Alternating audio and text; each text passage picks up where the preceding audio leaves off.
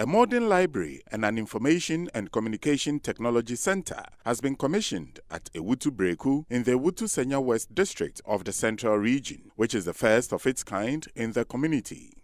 The center, which was constructed by the Eugene Ahin Foundation, was commissioned by the benefactor of the foundation in the company of the Central Regional Minister and some paramount chiefs from the Ewutu traditional area.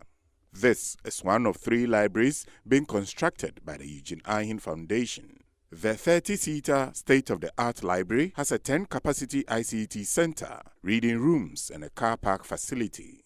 Eugene Ahin, who is also the communications director at the presidency, in his address recounted the genesis of the newly commissioned library and ICT center. There's a market a Dyson Wabim.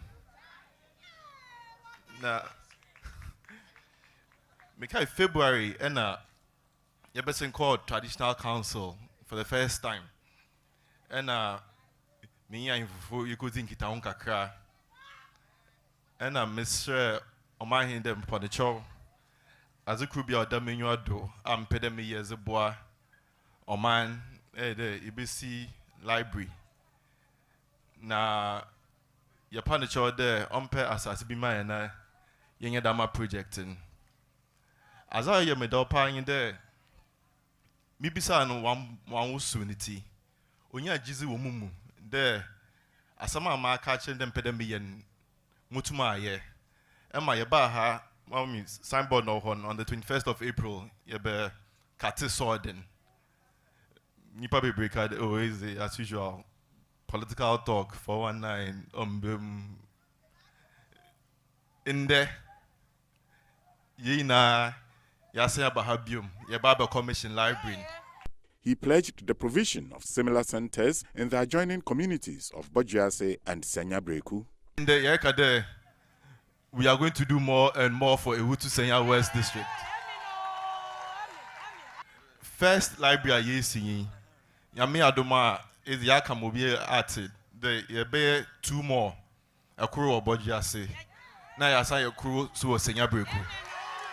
Recalling his formative years, Eugene Ahin said he did not have the opportunity to use a library until he got to the university. This experience, according to him, inspired his commitment to make such facilities available to the people, and also his contribution to facilitate the educational needs of the community and beyond. As I and American years are boy or man. I mean the Moko Presec 1998, and I'm a Santiago call University 2002. Now, Mudu University and Sana service Mutumura Library them because growing up, maybe right up to high school, the only opportunity to access a library was at the university. Now, school for our day, at least this should give you an opportunity to be able to access a place to learn. Some of us didn't get it when we were growing up. Mr. Eugene Ahin made a fervent plea to the beneficiary communities to make good use of the facility to serve its intended purpose. A single person here is where they are today as a result of education. I find myself as an engineer. That's what I trained to be in school. But look at me now. I write and I speak for a living. If I had not gotten the benefit of getting an education, I don't think I would be here doing this to help the community. So all I want to do is I want to encourage you. Just make very good use of this facility you have here. We have done this for you, so it wouldn't, or it would hurt some of us if at the end of the day you don't make good use of it. The Central Regional Minister, Madam Juliana Asan, for her part, prayed for God's guidance for Mr. Eugene Ahin for the foresight and vision to attend to the educational needs of the community. She implored parents to ensure their children remain focused on education to be of good value to the community.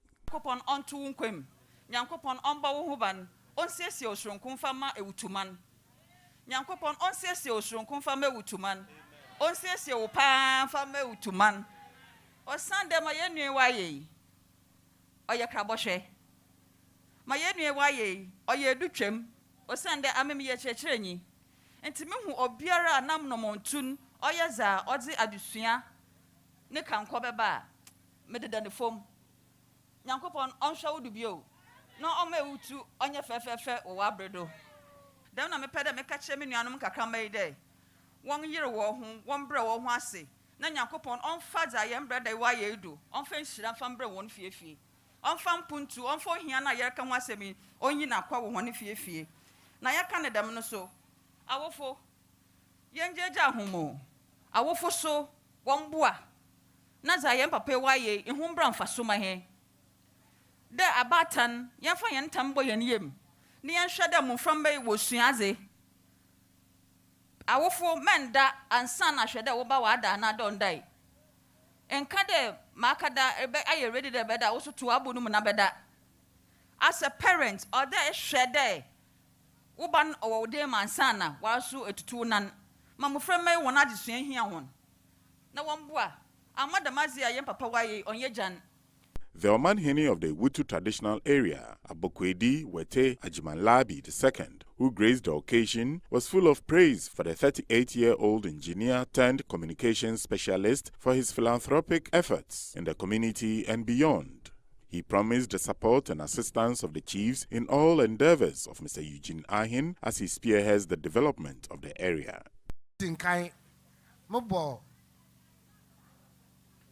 Eugene Ahin Nabado.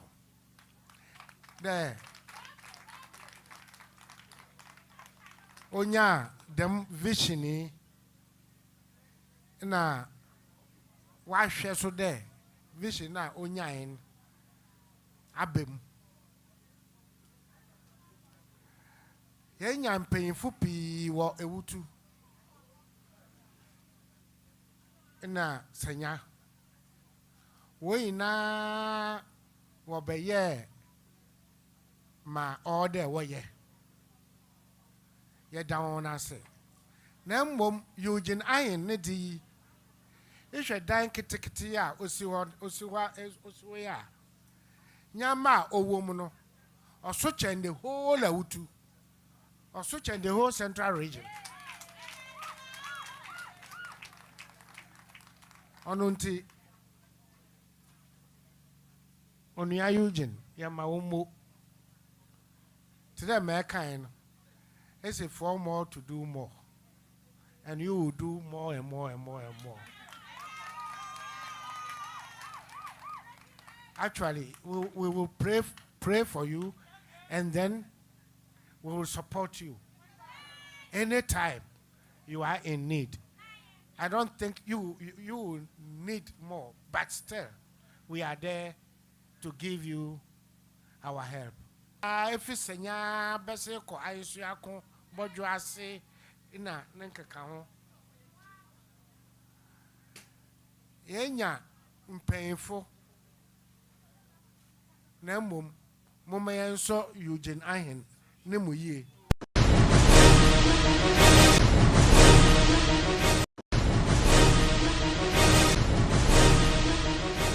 Gunmen have killed at least 19 gendarmes and a civilian in northern Burkina Faso, in the tri-border region where the country has for years been battling armed groups. Security Minister Maxime Kone told state media on Sunday the toll from the attack on a military police outpost in Inata was provisional. There were fears the death toll could rise. There was no immediate claim of the responsibility for the attack, one of the deadliest against defense and security forces since Burkina Faso was gripped by conflict in 2015. It came 2 days after another assault on which 7 police officers were killed in the area near Niger and Mali. Attacks by armed groups linked to Al-Qaeda and ISIS have continued to intensify in the tri-border area despite the presence of thousands of United Nations, regional and Western troops and efforts by some governments to negotiate with the fighters. Meanwhile, in Togo, security forces repulsed an attack last week by unidentified armed men who had crossed its northern border with Burkina Faso, the government disclosed, the first possible spillover of Islamist militant violence into Togo.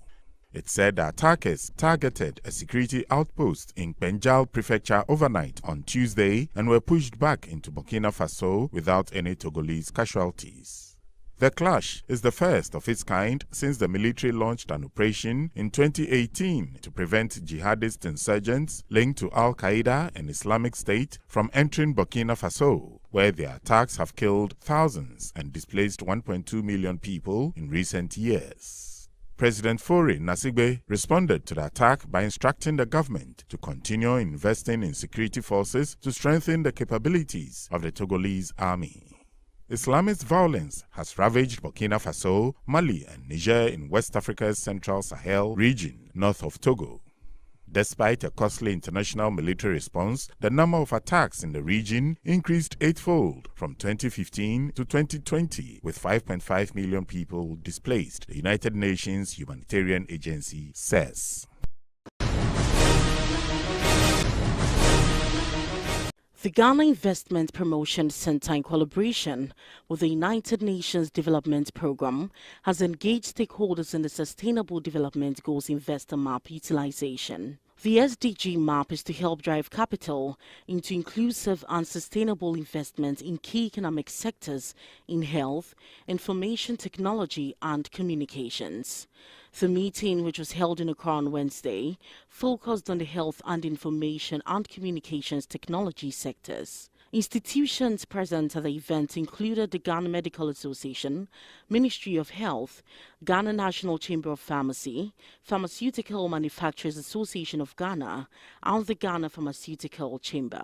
Others were pharmacy, private sector hospitals, ICT firms, members of the Chamber of Telecommunications, financial institutions, as well as government agencies such as the Ghana Free Zones Authority and the Ghana Export Promotion Authority.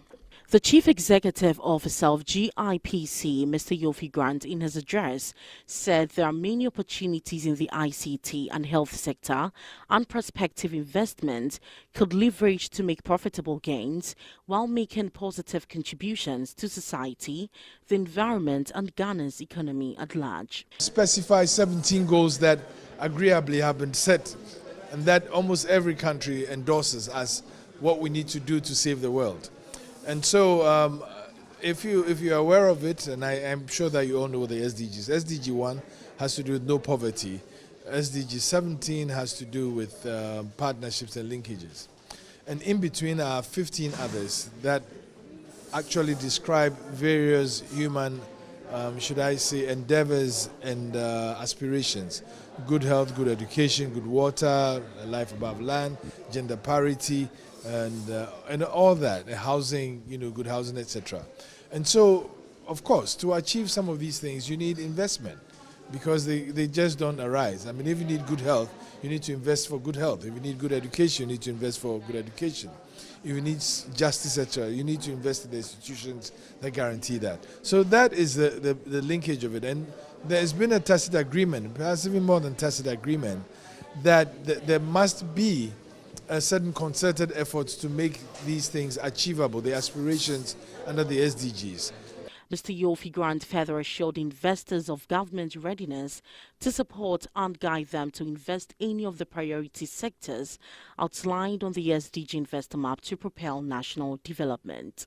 We are working to ensure that there is impact on investment. And then there's a new line called impact investment. But that is not all that we've described here today. We've also described responsible investments. We've also described what we need to do to ensure that we can achieve the SDGs. And so, in partnership with UNDP, we came out with what we call the SDG toolkit or roadmap, which describes certain specific opportunities that enable us to achieve some of the SDGs in agriculture, in consumer behavior and industry, and in many other aspects of our daily lives. And these have been packaged such that investors can see them and say, oh, I can invest in these SDGs and still make money.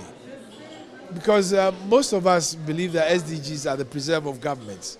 But there are also opportunities for the private sector.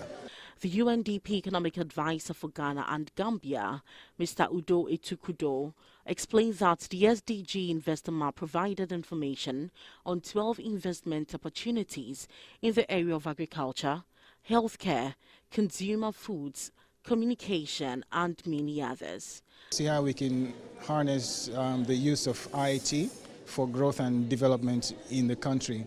And one of the major areas that we have discovered is the use of drone. Drone technology will help to address some of the development gaps and shortfalls in the northern part of Ghana. And so we are looking at drone technology in terms of helping to provide the distribution of health service and healthcare to the northern part of Ghana. And also the whole question behind IT is to also strengthen the health sector in terms of their management of information, to provide a database and a wealth of information to better and effectively address the issues of healthcare.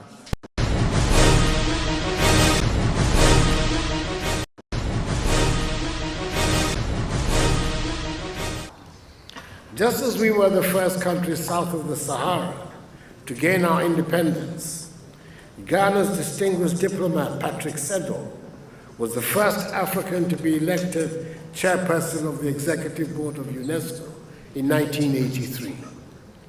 We were also the first African country to have a female representative on the Executive Board in the person of another distinguished diplomat, Theresa Scrigner-Scott. I say this to demonstrate how proud we are of our membership of UNESCO. These were the words of the President of the Republic, Nana Addo Dankwa Akufo-Addo, at the 75th anniversary celebrations of the founding of the United Nations Educational, Scientific and Cultural Organization, UNESCO, in Paris, France. Speaking at the ceremony, President Akufo-Addo indicated that UNESCO is arguably the outstanding global agency to have emerged out of the formation of the United Nations. Ghana, the president said, was not there at the seminal ceremony in London as she were entering, at the time, the active phase of her struggle for freedom from British colonial rule.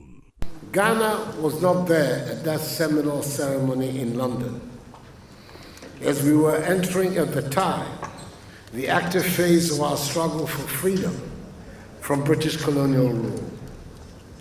But 12 years later, in 1958, a year after our independence, we took our rightful place as a member of UNESCO. It has since been 63 years of fruitful, cordial cooperation, and the benefits are evident. According to the president, from the training of science teachers for Ghanaian schools in 1965, UNESCO has helped shape many policies in Ghana's educational sector, including the recent teacher policy, the science, technology and innovation policy, and the mainstreaming of biosphere conservation plans in the National Development Agenda. At the time when there was only one media house in Ghana, needless to say, state-owned, UNESCO helped establish private independent newspapers and radio stations, contributing to the making of a vibrant and free media, the envy today of many on the continent and indeed in the world. With Ghana serving as the unfortunate location for 75% of the slave dungeons built on the west coast of Africa to facilitate the barbaric, inhumane transatlantic slave trade, we've been able to preserve significant numbers of these World Heritage Sites with the assistance of UNESCO. In contemporary times, the president noted that UNESCO has been able to redefine and reposition itself to address the pressing needs of the world. When the pandemic of COVID-19 struck, it assisted several countries, including Ghana, to help ensure that the education of hundreds of thousands of children was not truncated. Just as UNESCO believes that education is a human right for all throughout life, President Akufo-Addo indicated that Ghana, through the free senior high school policy, is committed to every Ghanaian child having access to a minimum of senior high school education. Tertiary education, he added, has also seen a major boost in infrastructural development, with some 60 public tertiary institutions now able to accommodate the fast-expanding student population. Just as UNESCO believes that education is a human right for all throughout life, so do we in Ghana. Through the free senior high school policy, we're committed to every Ghanaian child having access to a minimum of senior high school education. Tertiary education has also seen a major boost in infrastructural development, with some 60 public tertiary education institutions now able to accommodate our fast-expanding student population. With UNESCO's mandate broadening considerably beyond what the founding members may have envisaged, President Akufo-Addo stressed the importance of its niche areas of expertise not being compromised. UNESCO is its member states. This anniversary is ours too. It has been 75 years of multilateral solidarity, and we must continue for the next 75 years to deepen our cooperation even further in the areas of education, natural sciences and human sciences, culture, communication, and information to achieve the future we want and leave no one behind.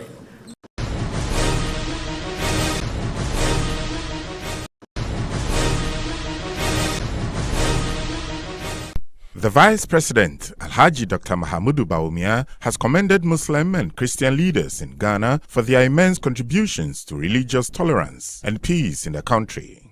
Addressing thousands of Muslims on Saturday at the 2021 National Maulid, the celebration of the birth of Prophet Muhammad, Dr. Bawumia said Ghana's global credentials as a religious, tolerant, and a peaceful nation has been made possible by the understanding and camaraderie between leaders of the two major religions in the country. The increasing rate of religious tolerance in the country, leading to the peace we continue to enjoy, has been the collective efforts of all, including Christian and Muslim clerics. Sheikh Sharbatu has many remarkable values, but the most cherished, which has contributed significantly to holding Muslims and the nation together, is his tolerance. When he paid a surprise visit to a church a few years ago, and the BBC reported it, the renowned global broadcaster was not only telling the world the uniqueness of Sheikh Nuhu Sharbatu, the remarkable story was also about the beauty of our country, Ghana, how religious tolerance reigns in Ghana, and how peaceful our country is. This happened at a time when there had been religious upheavals around the world. I acknowledge and appreciate the overtures many Christian leaders continue to extend to the National Chief Imam and other Islamic clerics across the country. The Vice President called for a continuation of such collective efforts to maintain the peace of the country, to ensure a conducive atmosphere for the government to continue with the development of the nation. Maintaining peace, the peace we enjoy in our communities and the country, should be a concern and responsibility of all, regardless of religious or political affiliation. Without tolerance, there can be no peace. And without peace, there will be no development. As a government, maintaining and promoting peace in our country has always been a priority. And it is no fluke that Ghana has been ranked the most peaceful country in West Africa and the second most peaceful country on the African continent for the 2021 Global Peace Index. Also on Saturday, the Vice President urged Ghanaians, especially politicians, to inculcate moral values and high standards in the quest to build a society underpinned by a common set of aims and beliefs. He also charged politicians, in particular, to emulate the Akufo-Addo government by backing up their claims of fighting corruption through deeds, not just words, to make Ghana a better place. Speaking at the 76th graduation ceremony of the Trinity Theological Seminary at Legon on Saturday, the Vice President said, "In today's world, it has become important that countries deliberately develop a society of persons who are not merely prepared for jobs but are also set for ongoing growth in all aspects of life to make a difference in the world." In today's world, it has become important that countries deliberately develop a society of persons who are not merely prepared for jobs, but are also set for ongoing growth in all aspects of life to make a difference in the world.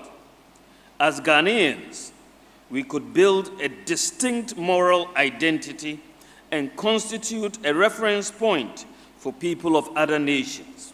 We must endeavor, both in our public and our private lives, to do what is morally right and eschew what is morally evil. A high sense of morality is sine qua non of good citizenship. That much material wealth,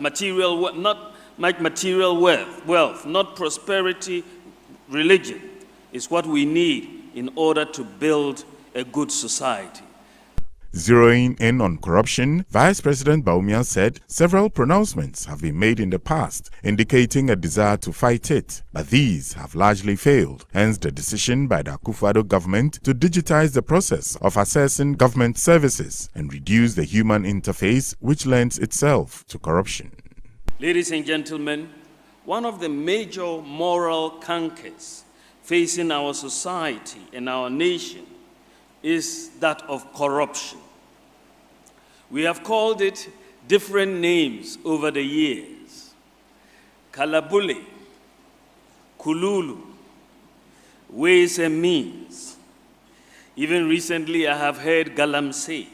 It is one of the things that every political party and politician talks about and has talked about over the years.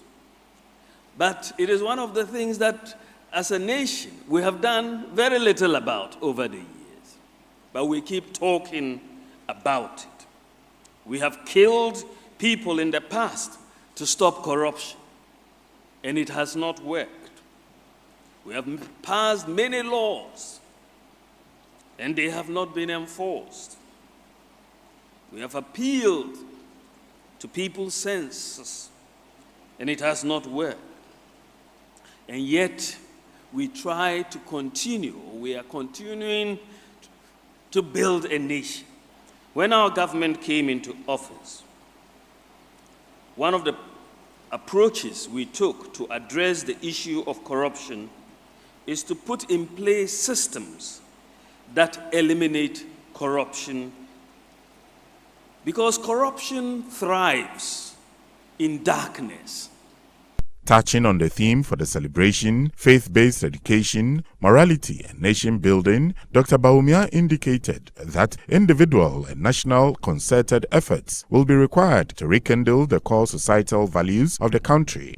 217 graduates received recognition for their hard work, ranging from certificate in ministry, Bachelor of Theology, Master of Arts in Ministry, Master of Divinity, Master of Theology, and Doctor of Philosophy in Theology.